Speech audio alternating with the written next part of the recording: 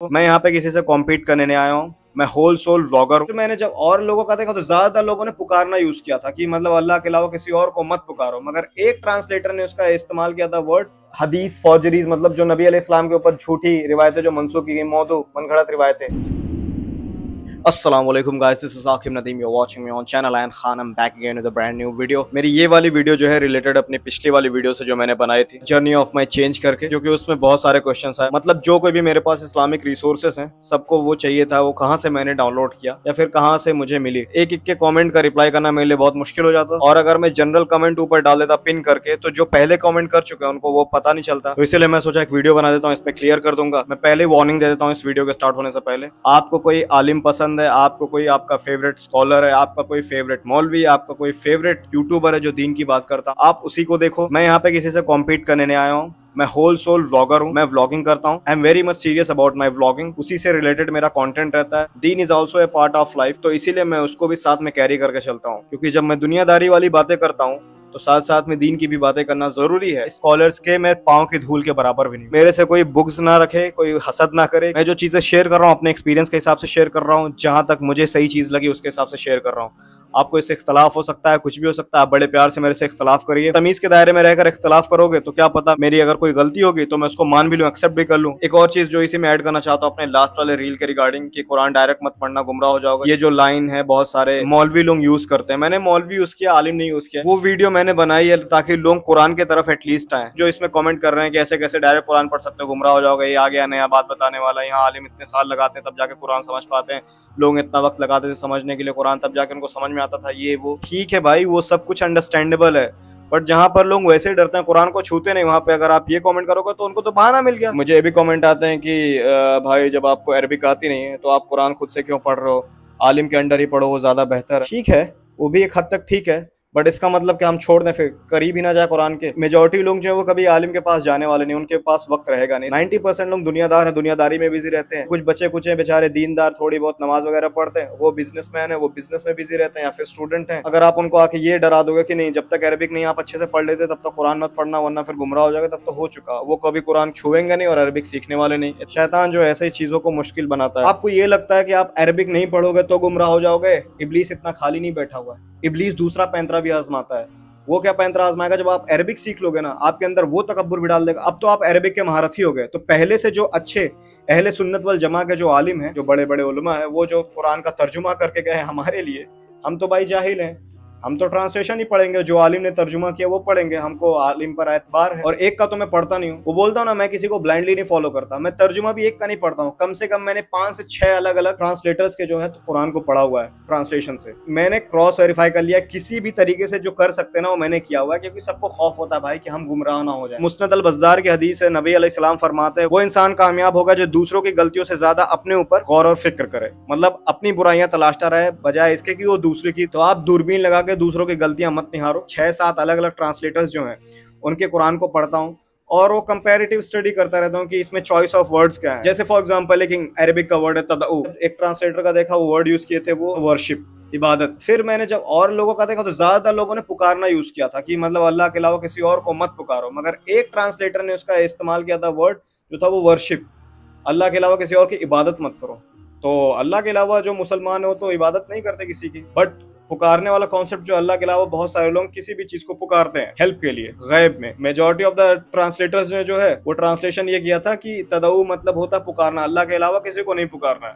और एक ट्रांसलेशन ऐसा मुझे मिला था, तो मैंने जब कंपैरेटिव स्टडी किया तो पता चल गया कि ये एक जो ट्रांसलेशन है इस पर नहीं मुझे ध्यान देना, बाकी 6-7 जो हैं जो किसी फिरके के भी नहीं है, जो फॉर एग्जांपल वेस्टर्नर्स हैं, जब वो इस्लाम कबूल किए, इस्लाम पर आए, उन्होंने अरबिक सीखी, उसके हिसाब से ट्रांसलेशन किया, न्यूट्रल होकर वो लोग, वो फिरके के हिसाब से नहीं ट्रांसलेशन किया कि हमारे मसलक ये बोलता है तो हम इसको इस हिसाब से करेंगे। हम सबको डरना चाहिए भाई कि हम एटलीस्ट अल्लाह के कलाम के साथ छेड़छाड़ ना करें, कि हम उसके साथ उसमें अपनी चीजें ना घुसा दें।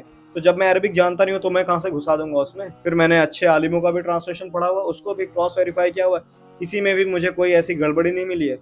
एक जो है एक एग्जांपल ऐसे और होंगे इधर तो छोटे मोटे, बट वो उतना मायने नहीं रखता है। जब आप पूरी कुरान को कॉन्टेक्स्ट के साथ पढ़ोगे ना, पूरी कुरान को, तो आपको समझ में आ जाएगा कहाँ पे क्या छेड़छाड़ हुई है, कहाँ पे सही है। मेजॉरिटी जो ब्रांच है इस्लाम में वो अहले सुन्नत वल जमात का, उसका ट्रांसलेशन आप पढ़ो। अच्छा, इसी में आता है कि इब्लीस ने उनको कन्विंस कर दिया कि वो बहुत बड़े आलिम है इस्लाम के। क्यों? क्योंकि उनको अरबिक आती है और अरबिक उलूम आता है, ग्रामर आती है, इसी की वजह से वो बेहतर जो है कुरान को समझ सकते हैं। तो वो तकब्बुर में हो गए। This is true, but all that is truly needed is that what is necessary to pronounce and understand the Quran and Sunnah properly. अब इब्न अल जौजी इस पे भी एक्सेप्ट करते हैं कि हाँ ये भी सही है, बट इससे ज्यादा जो जरूरी चीज वो है, मतलब वो कुरान को किस तरीके से आप समझ रहे हो और कुरान और सुन्नत को अच्छे से प्रॉपर्ली आप समझ पा रहे हो कि नहीं। मतलब नबी अलैहिस्सलाम, उनके सहाबा, फिर ताबईन, तबा ताबईन, वो जनरेशन जैसे समझती थी उसके हिसाब से आप समझ पा रहे हो या नहीं, अपनी समझ उसमें घुसा रहे हो, ये है जरूरी। मैं कहता हूँ अरबिक पढ़ना बहुत जरूरी है। अगर आप पढ़ ले रहे हो तो बहुत बड़ी बात है, बहुत अच्छी बात है। अल्लाह ताला इसका आपको अलग से अजर देगा, बहुत अजर देगा। मगर इस बिजी लाइफ में अगर आप अरबिक पढ़ने के वजह से हीला ले लिया कि नहीं मैं जब तक अरबिक नहीं सीख लूंगा, जैसे बहुत सारे लोग बोलते हैं ना मेरे से बहुत सारे गुनाह हो रहे हैं इसलिए मैं नमाज नहीं पढ़ता हूँ, जब मेरे गुनाह होने कम हो जाएंगे तब मैं नमाज पढ़ूंगा अच्छी नीयत से, तो ये धोखा है शैतान का। वो आपको कभी नमाज ही नहीं पढ़ने देगा, क्योंकि आपके गुनाह कभी खत्म नहीं होने वाले। वैसे ही इंसान से हमेशा कुछ ना कुछ गलती होते रहेगी,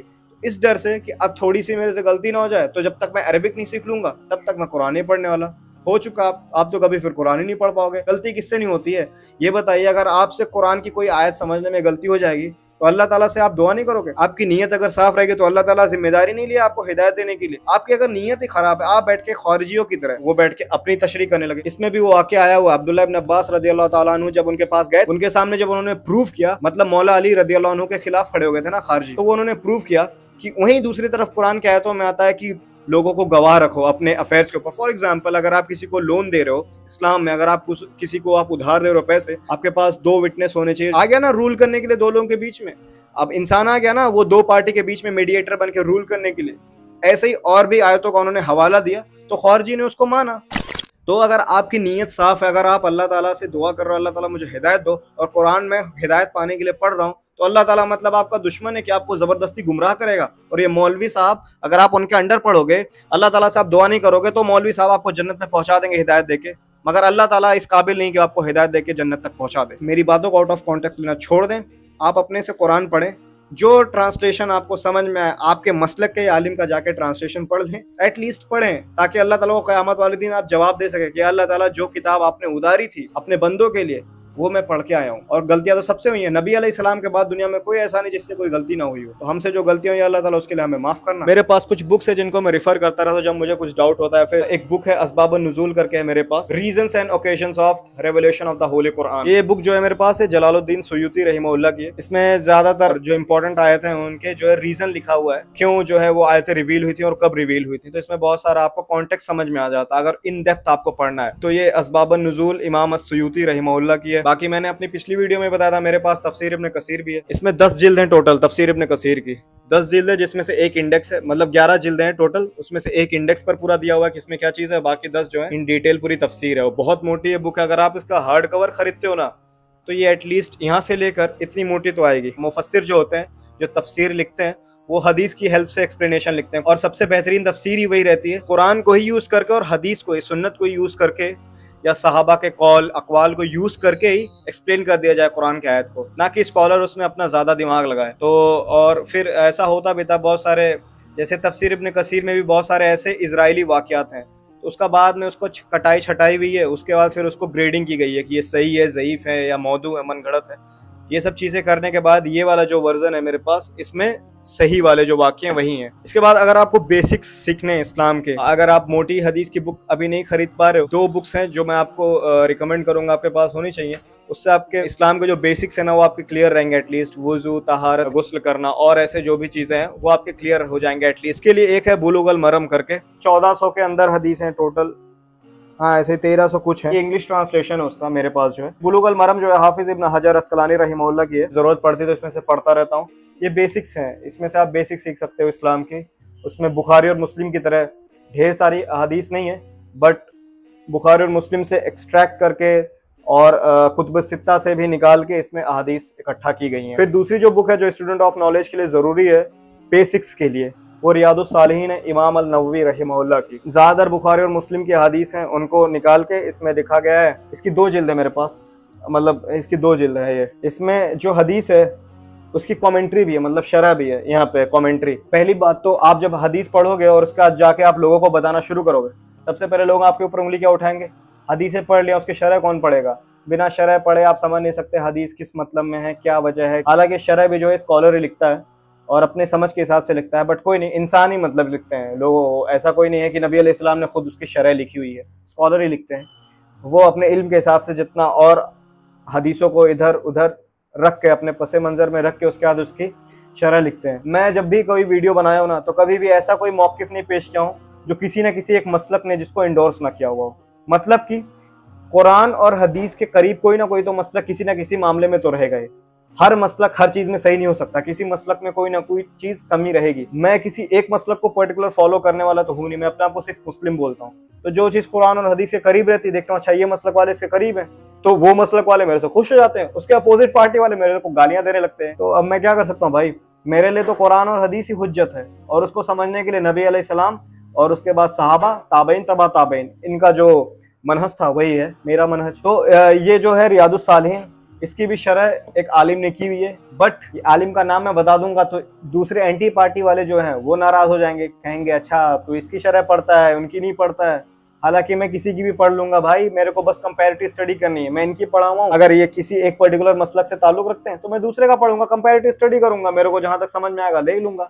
फिर मेरे पास एक बुक है, इंसाइक्लोपीडिया ऑफ हदीस फॉर्जरीज, नबी अलैहिस्सलाम के ऊपर जो मंसूब की गई है हदीस है, मौदू हदीस, जिस पर हम लोग ज्यादा ध्यान देते नहीं। हदीस का नाम दे दिया गया तो उसको हम लोग एक्सेप्ट कर लेते हैं कि ये नबी अलैहिस्सलाम ने फरमाया होगा, मगर बहुत सारी चीजें मंसूब रहती हैं। उसकी भी एक बुक है बाकायदा, ये बुक है मुल्ला अली कारी की।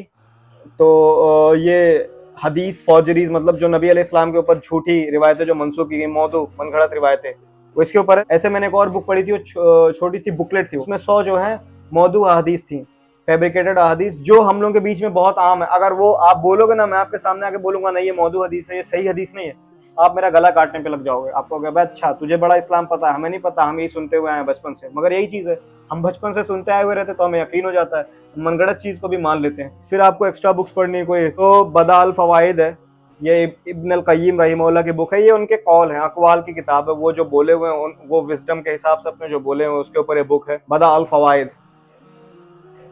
ठीक, ये इब्न अल क़य्यिम की बुक है, और इसमें बहुत अच्छे अच्छे वो हैं, आपको कोट्स मिल जाएंगे, जो आप देखते हो ना बहुत सारे इंस्टाग्राम पे पेजेस जो रहते हैं कोट्स डालते हैं, ज्यादातर इसमें से उठाते हैं। कैप्चर्ड थॉट्स बाय इब्न अल जौजी और ये बदाल फवाइद, इसमें से बहुत सारे कोटेशंस जो हैं ज़ायरा वसीम भी यूज करती हैं, अपने इंस्टाग्राम पे डालती रहती हैं, और भी बहुत सारे लोग हैं जो यूज करते हैं। बाकी इनके अलावा तो मेरे पास जो मेजर हदीस की बुक्स हैं, बुखारी, मुस्लिम और कुतुब सित्ता जो हो गए 4, और मुस्नद इमाम अहमद वो भी, तो वो सब भी मेरे पास हैं। अब मुझसे आप पूछोगे सब मैंने डाउनलोड कहाँ से किया, तो मैंने जब डाउनलोड किया था उस वक्त थी एक वेबसाइट, उसका नाम था sunniconnect.com। आज से 3 साल पहले मैंने इन सबको डाउनलोड किया था, इकट्ठा किया हुआ था अलग अलग सोर्सेज से।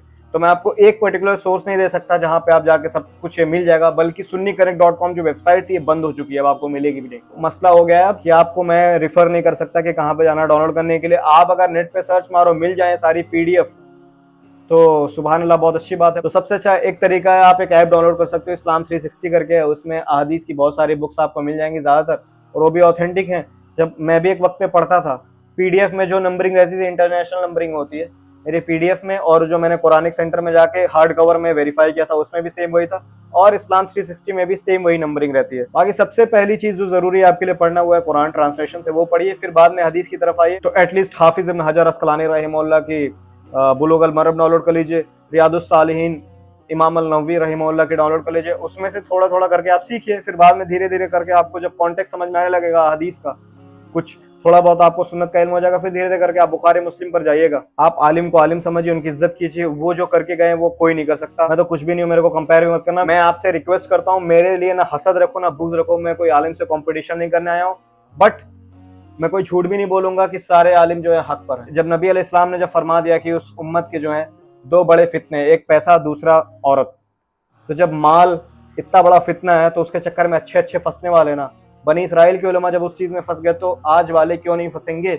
उसके बाद एक हदीस में आता, नबी अलैहिस्सलाम फरमाते जो क़यामत वाले दिन सबसे पहले जिनको जहन्नम में डाले जाएगा वो 3 रहेंगे। उसमें एक आलिम भी आते हैं जिसने इल्म हासिल किया और लोगों तक इल्म पहुंचाया, उसको भी जहन्नम में डाला जाएगा। तो अल्लाह ताला जब उससे पूछेगा तूने जो इल्म हासिल किया और लोगों जो बताता था ये किस लिए किया तूने, तो बोलेगा अल्लाह ताला आपकी रजा के लिए, और मैं आपको आपके जो दीन को लोगों तक फैलाना चाहता था। तो अल्लाह ताला फरमाएंगे नहीं तूने झूठ बोला, ये तूने अपनी वाहवाही के लिए किया था और अपने मतलब के लिए किया था, तो उसको उठा के जहन्नम में डाल दिया जाएगा। किसी भी आलिम को ब्लाइंडली मत फॉलो कीजिए, या जन्नत और जहन्नम की बात है। और वहीं सूरह निसा में अल्लाह ताला फरमाता है O you who believe stand for justice even if it against you.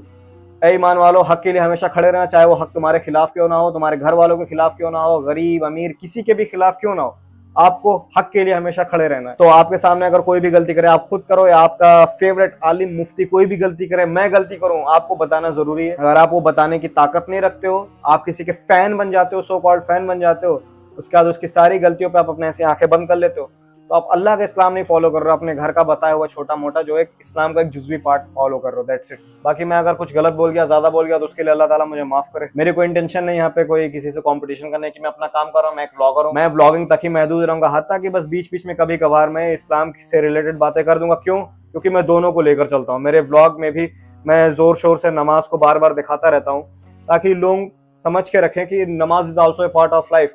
एक व्लॉगर अगर खाना खा रहा है वो दिखा रहा है लोगों के सामने, दोस्तों से मिल रहा है वो दिखा रहा है, तो नमाज जब पढ़ रहा है वो क्यों नहीं दिखाए भाई? वो दिखाना तो उसके ऊपर ज्यादा फर्ज हो जाता है। क्यों?